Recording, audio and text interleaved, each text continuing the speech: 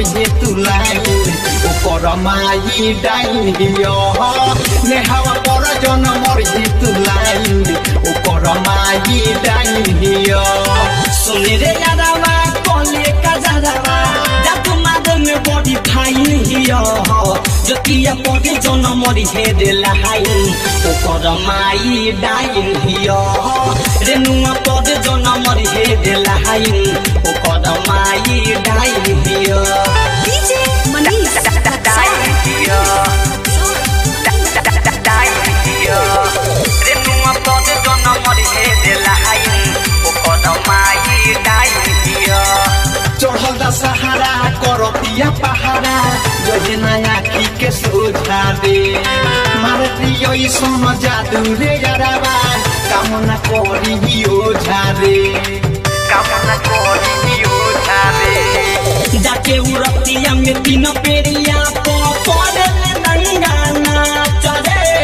काटेले फथुआ हियो छटुआ कहिले बतिया सचरे भले तू जइबे बड़ी पसतइबे काला जादू के मलिकाई रियो जोतिया पर जन मोर हे तुलाई ओकर माई डाइन हियो रेनुआ पर जन मोर हे देलाई ओकर माई डाइन हियो DJ Manish डाइन हियो डाइन हियो रेनुआ पर जन मोर हे देलाई ओकर माई डाइन हियो और इस बार अंडर राइटर विवेक बिहारी पहले तो से विकेश हो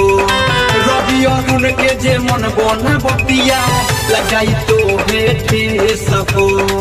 लगाई तो ठेस हो बनमा बाबा ले राइटर विवेक बिहारी पहले तो से विकेश हो जीजे मनीष के जे मन बना बतिया लगे जाई तो ठेस हो हियो कसाई नाही मायाई कोहेला सब भाग साई दिया जोतिया पर जन मोर हे तुलाई ओकर माई डाइन हियो रेनुआ पर जन मोर हे देलाई ओकर माई डाइन हियो Manish Recording Studio Raxol Raghunatpur